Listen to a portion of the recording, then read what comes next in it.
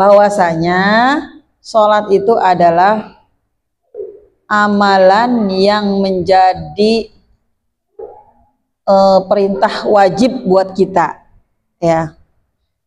Ibadah yang diwajibkan oleh Allah Subhanahu wa taala, satu ibadah yang menjadi kewajiban buat kita selaku umat Islam yang mengaku dirinya seorang muslim, seorang mukmin. Bukan hanya Islam itu hanya di KTP, tapi tidak menjalankan kewajibannya sebagai seorang muslim, agama Islam, berserah diri kepada Allah. Tapi disuruh berserah diri nggak mau, ya. Bagaimana nggak maunya? Karena dia selama hidupnya melaksanakan sholat yang wajib itu, yang difardukan, bukannya 5 waktu dalam sehari, tapi berapa kali, Bu? Setahun 2 kali. Ada nggak yang begitu, Bu? Ada nggak yang sholatnya setahun 2 kali? Idul Fitri dan Idul Adha. Bahkan ada yang cuman Idul Fitri doang. Bahkan ada kadang-kadang yang cuman Idul Adha aja, ya ada yang Idul Fitri aja. Bahkan orang-orang kayak begitu itu lebih lebih getap gitu loh. Lebih pengen lebarannya tuh pengen lebih rame dia. Udah nyiapin makanan, udah nyiapin baju duluan. Padahal kemarin-kemarin sholatnya emang enggak. Paling sholatnya baju baru, mukena baru, atau baju kokoh baru, sajadah baru, dipakai hanya untuk sholat Idul Fitri. Jadi ada yang begitu. Suami-suami kita begitu enggak? Karena laki-laki yang agak-agak sulit untuk melaksanakan sholat, ya. Karena kadang udah kebiasaan pergaulan di tempat dia kerja. Tanggung kerjanya, tanggung istirahat cuma 1 jam atau kurang, kemudian waktu sholat dipakai buat makan. Habis makan dia ngerokok, bisa ngerokok dia ngobrol. Jadi habis tuh waktu. Itu melekat loh itu. Makanya bagi ibu-ibu muda ini yang mempunyai pasangan masih produktif bekerja, yang seringnya banyak yang di pabrik, ingatkanlah suami-suami kita bahwasanya sholat itu adalah menjadi kewajiban yang mutlak yang harus kita kerjakan. Yang namanya perkara wajib dikerjakan mendapat pahala, ditinggalkan berdosa. Jadi nanti amalan yang pertama kali dihisab itu adalah sholat kita. Kalau sholat kita bagus, insya Allah amalan yang lain juga bagus. Tapi sholat yang bagaimana yang bisa menjadi pembela kita nanti?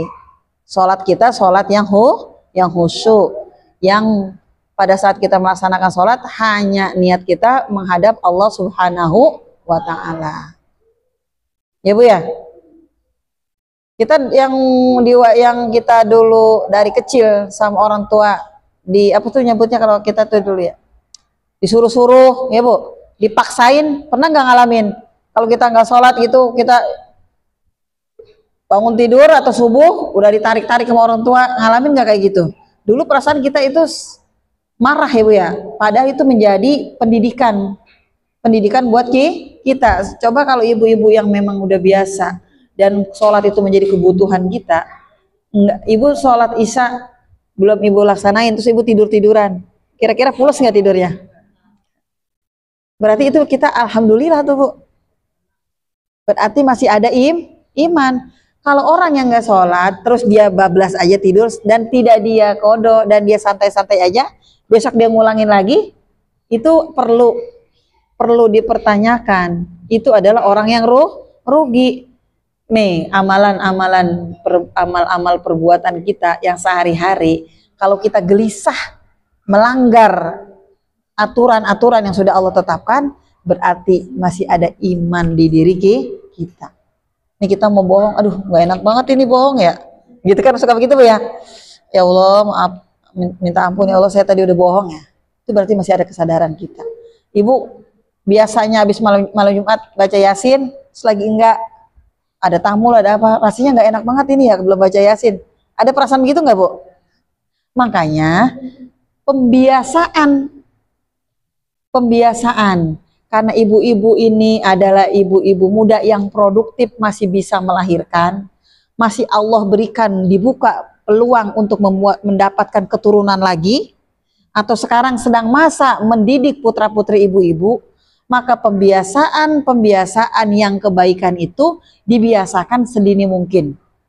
Dulu orang tua kita pendidikannya nggak tinggi, Bu. Iya nggak? Mereka jarangnya sekolah formal. Mereka hanya disuruh, kalau orang kayu ringin disuruhnya ngaji doang sama orang tuanya. Yang dia bisa itu ngaji, baca Quran, suruh sholat, suruh nutup aurat. Anaknya lu jangan suka jadi anak, jangan durhaka sama orang tua. Ngajarinnya begitu. Kadang-kadang orang tua ngajarinnya dengan tidak ngerti dia ilmu tentang parenting, bagaimana mendidik anak. Nggak ngerti orang tua kita. Tapi berdasarkan pengalaman beliau, dididik oleh orang tuanya, dengan cara keras kita dididik keras. Jadilah kita seperti ini. Ya, nggak mungkin ibu-ibu sadar datang ke majelis taklim yang masih pada muda-muda. Banyak kok ibu-ibu muda yang sekarang lagi kumpul-kumpul di sekolah, ngobrol-ngobrol, nungguin anaknya yang sekolah mungkin. Iya nggak? Padahal bisa kan? Nih kayak ibu-ibu ini, anaknya ditaruh sekolah, ntar jam sekian dijemput, iya. Ntar diambil, ntar dijemput, ntar diantar. Waktu dia berharga. Dipakai pada, alhamdulillah nih, ngaji mulai jam 8, anak saya masuk jam 7, setengah 8, masih bisa nganter. Habis nganter datang ke masjid, ntar jam 9, ada tuh kemarin beberapa, kita jemput dulu ya Bu Guru, ya silakan jemput. Itu bagus, bisa mengatur waktu. Nah, berarti sekarang pembiasaan itu. Kalau saya bicara di majelis taklim yang lansia, udah nggak bisa begini. Lah mereka udah pada jadi semua, udah nggak punya anak lagi, ya. Ini ibu-ibu kita, manfaatkan waktu sedemikian rupa. Ya. Umur kita nggak ada yang tahu kapan habisnya kontrak kita di dunia. Tadi saya baru sebelum kesini, saya takziah dulu sama Ibu Yus ya. Tetangga kita meninggal umur 75 tahun. Itu udah 75 tahun dia meninggalnya. Kita kan nggak tahu sampai kapan. Dan beliau almarhumah orangnya baik. Yang mudah-mudahan wafatnya husnul khotimah ya Bu ya. Kita bagaimana? Dan nanti yang kita tinggalkan bagaimana? Dia anak-anaknya yang ngurus. Sementara kita, kalau kita salah mendidik anak-anak kita, bisa nanti kita nggak ada yang mengurus. Nah sekarang, sholat itu adalah secara tidak langsung mengajar kedisiplinan. Disiplin, mengatur waktu. Jadi sebelum ada teori-teori yang masalah keberhasilan seseorang tergantung dari dia bagaimana mempergunakan waktunya. Orang Sayyidina Ali aja mengatakan apa? Ya, dikatakan bahwasanya juga di dalam Al-Qur'an dikatakan bahwa dalam hadis Nabi waktu itu bisa datang ya, waktu itu datang dan pergi, tidak akan bisa terulang kembali. Bisa ibu muter waktu lagi, pengen ibu saya mah pengen muda lagi, dilahirkan ya, pengen lagi kayak dulu gitu, kita main-main gitu ya, bisa kita. Jangankan yang udah puluhan tahun, umur berapa sekarang Ibu Devina? 37, bisa kembali lagi kita seperti anak-anak kayak gitu, lihat tuh lagi main ngedot-ngedot gitu. Yang tadi pagi aja kita udah nggak bisa balik ya Bu. Makanya waktu sholat yang udah kita tinggalkan tadi subuh terlambat, bisakah kita balik lagi mau sholat subuh lagi? Nggak bisa. Jadi kalau pengen sholat kita diterima Allah Subhanahu Wa Taala, ciptakan sholat kita itu menjadi sholat yang berkualitas.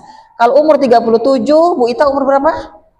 45, saya udah 52 tahun yang ke belakang. Sholat saya belum sempurna, belum sesuai dengan yang Allah perintahkan, masih ingat-ingat yang lain, masih terburu-buru. Wudhu saya belum sempurna, sholat saya masih belum tepat waktu, bacaan saya masih belum rapih. Yang paling penting hati saya belum tertata, bahwa saya pada saat saya sholat bertemu dengan Allah. Kira-kira kita sekian tahun yang kita tinggalkan, sholat kita bagus apa enggak? Hah? Udah bisa membawa kita ke surga kira-kira? Apakah sholat kita sering lupanya apa sering ingetnya? Sering lupa rokaatnya. Sering terburu-burunya apa sering lama-lamanya? Sering buru-buru. Sering telat apa sering tepat waktu? Banyakan yang kurang ya minusnya. Itu udah secara kasar ya. Udah bisa kan kita memuhasabah,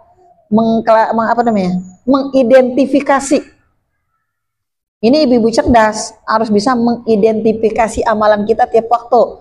Harus bisa memuhasabah, mereview kalau bahasa sekarang. Karena kalau lagi mereview makanan, blogger food ya, mereview makanan seblak ini rasanya enak, seblak bakso abang ini, bakso Pak Kumis, baksonya enak, nih lihat minyak lembut, dari kuahnya sangat lezat gitu, bisa banget.